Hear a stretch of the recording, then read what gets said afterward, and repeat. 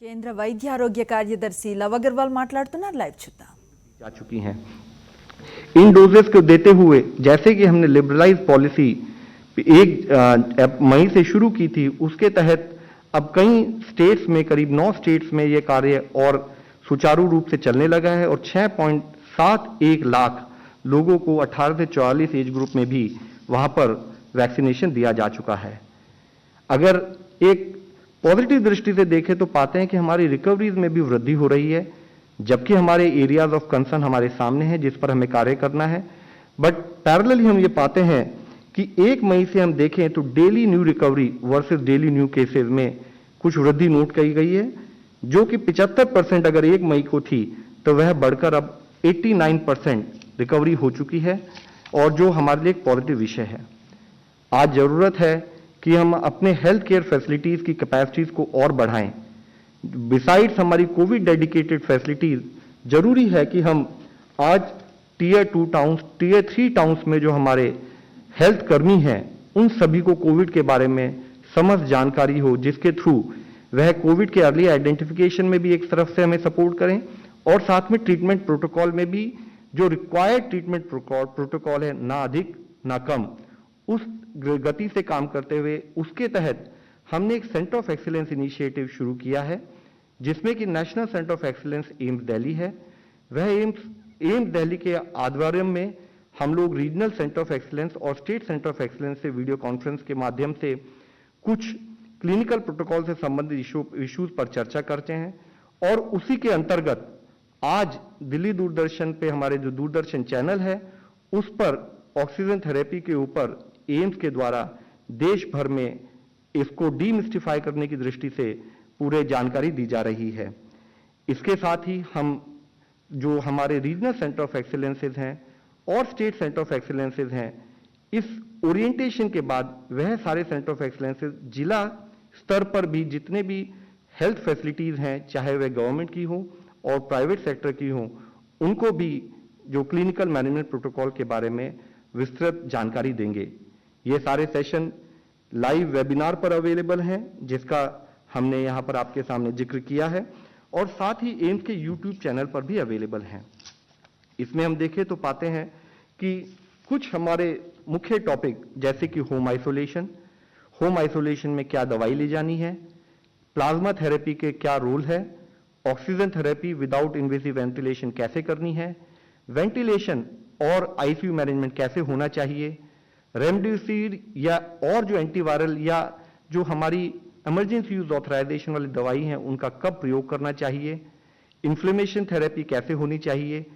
Radiology test और blood investigation का कोविड-19 में क्या रोल है, इस तरह के विषयों पर डिटेल चर्चा की जाएगी, ताकि हमारे देश की मेडिकल कम्युनिटी को हम इस बारे में एक्सप्लेन कर सकें।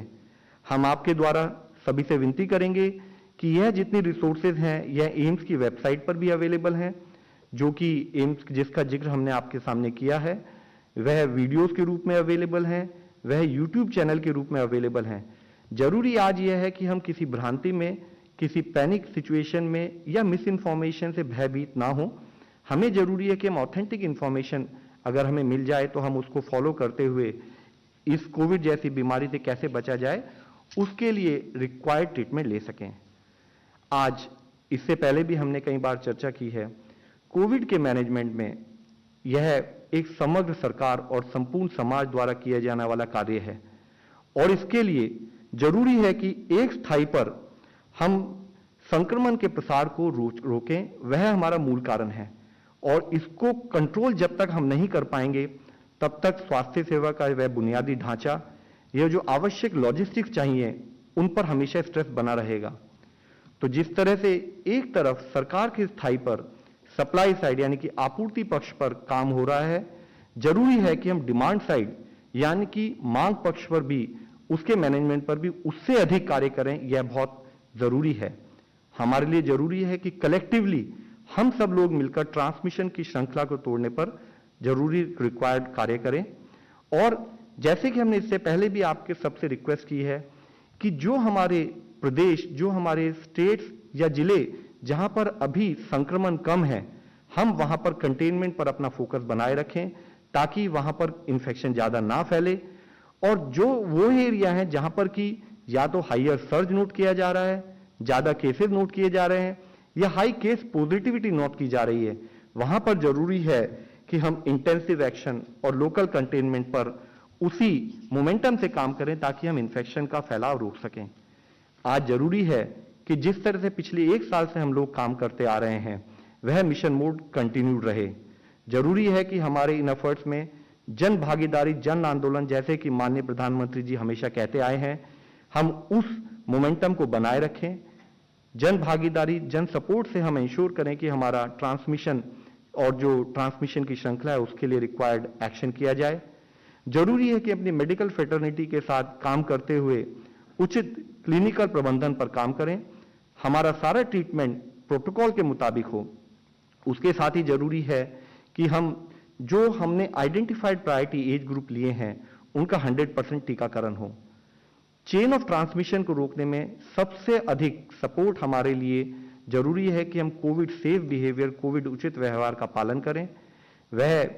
हमारे लिए इतना जरूरी है कि जैसे हम इससे पहले भी डिस्कस कर चुके हैं कि यह हमारे एक सोशल वैक्सीन के रूप में काम करेगा, और जिसके अंतर्गत हम हमेशा रिक्वेस्ट करते हैं मास्क का उपयोग, 2 गज की दूरी और सैनिटाइजेशन कैसे किया जाए, hand as well as respiratory hygiene कैसे मैनेज किया जाए, मेंटेन किया जाए, उस पर काम करें। जरूरी है कि हम एक स्थाई पर वैक्सीनेशन का प्रयोग करें, एक स्थाई पर हम क्लिनिकल प्रोटोकॉल पर काम करें, बट कड़ाई इन टर्म्स ऑफ ensuring